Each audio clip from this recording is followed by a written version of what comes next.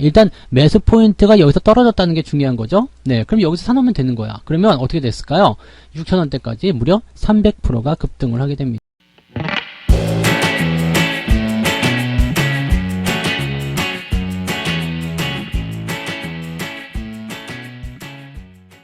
네, 반갑습니다. 성투사의 주식으로 부자 되기 성투사입니다. 자, 오늘부터는 기초 강의를 조금 넘어서요. 이제는 약간 차트를 보면서 조금 더 실전에 가까운 그런 강의들을 좀 해드리려고 합니다. 그래서 일단 차트에 대한 분석도 들어갈 수 있을 테고요. 그 다음에 현재 시장 상황에 대한 그런 어떤 이슈 분석을 통해서 관련 종목들을 어떻게 대응해야 되는지, 또 업종들을 어떻게 대응해야 되는지 조금 시장을 넓게 바라보는 그런 관점들로 진행을 할 건데요. 일단 처음으로는요, 여러분들이 조금 접근하기 쉽게, 네, 주식 처음 하시더라도 선 하나만 잘 그으면 고수가 될 수 있다. 여기에 대한 내용들을 이야기해 드리도록 하겠습니다.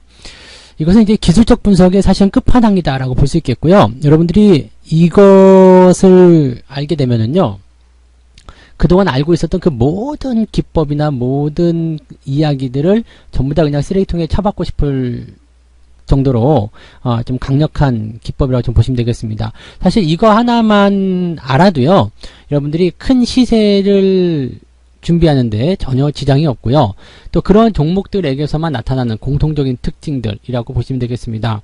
뭐 혹자는 이렇게 얘기하기도 합니다. 에이, 지나간 거 가지고 누가 얘기 못해 라고 하실 수 있겠습니다만, 항상 지나간 것이 아니라 그 시점에서 우리가 대응들을 해서 성과를 만들어냈었다는 것을 꼭 명심하셨으면 좋겠습니다.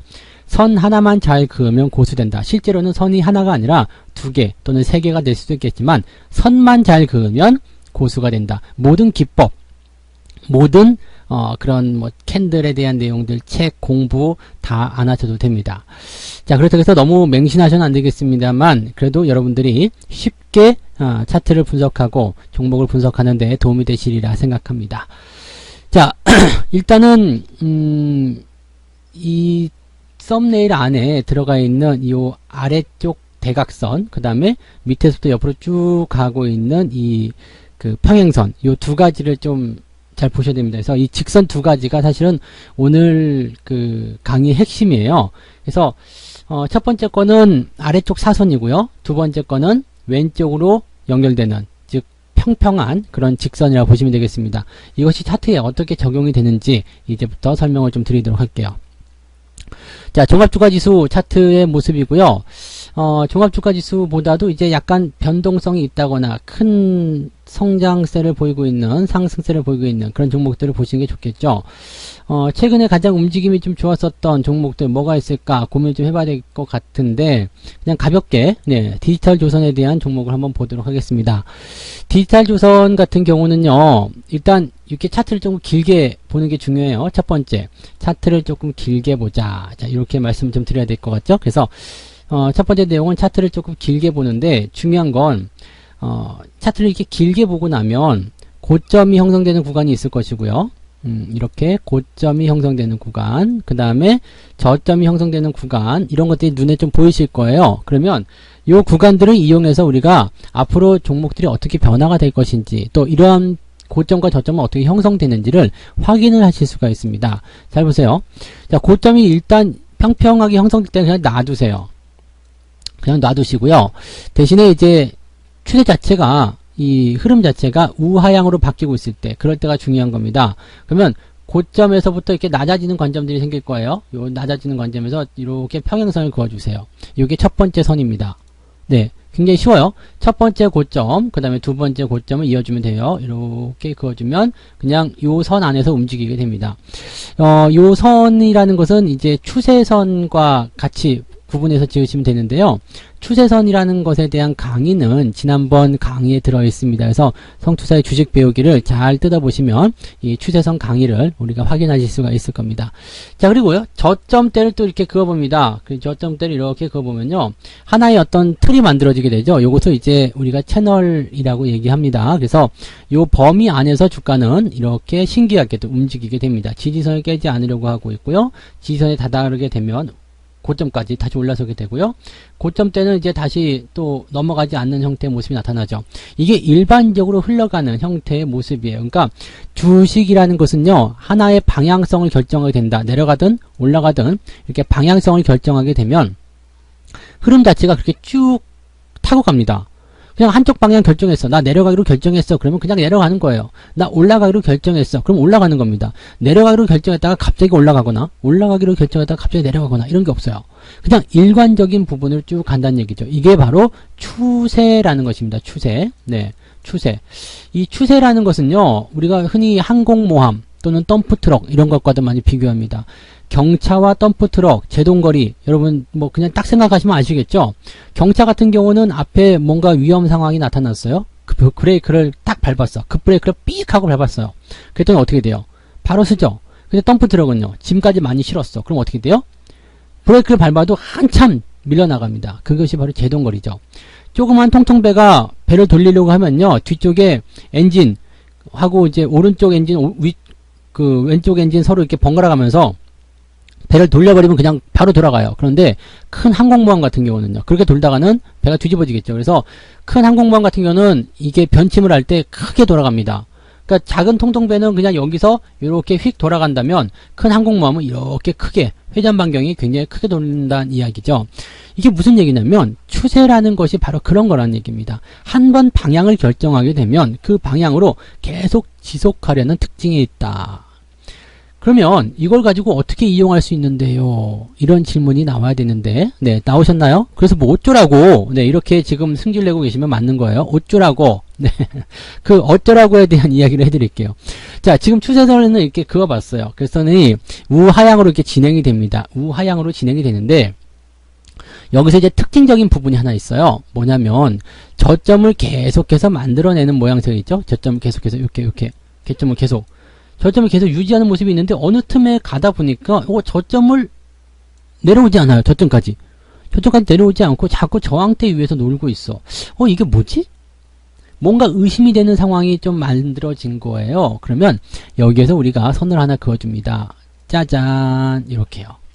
그러면은요, 어떤 상황이 만들어지냐면 제가 다시 선을 그어 드릴게요. 요렇게, 그 다음에 요렇게 선이 두 개가 나가죠. 그 다음에 저점에서 저점이 이탈되지 않는 그 라인대를 그어줍니다. 그러면 이게 뭐가 되냐면요, 변곡점을 만들어지게 됩니다. 그러면 자, 중요한 건 여기에요. 중요한 건 여기요. 즉 정상적으로 하향 추세를 그리던 것이 어느 날 저점 지지가 만들어졌어요. 그러면 그 틈에서 더 이상 내려가지 않게 되면 결국에는 흐름이 어떻게 되냐면 이렇게 바뀌게 됩니다. 네. 그리고 우리가 주목을 해야 되는 자리는 바로 여기라고 보시면 됩니다. 보통 이런 자리에서는요, 주가의 흐름이 이렇게 눌림목을 만들기도 하고요, 변동폭을 더 키워가지고 그냥 바로 V자로 당겨 올리기도 합니다. 근데 이 정상적인 시장 상황에서는 이렇게 V자로 급등하기보다는 그냥 일반적으로 이렇게 우상향을 하는 경우들이 굉장히 많죠. 그렇게 보시면 되는데, 사실 요렇게만 해놓게 되면 여러분들 그냥 굉장히 간단하게 급등률을 알아내실 수가 있어요. 그냥 여기 지금 디지털 조선에서 만들어지는 것도요, 간단하게 봅시다. 현재 위치 어떻게 됐어요?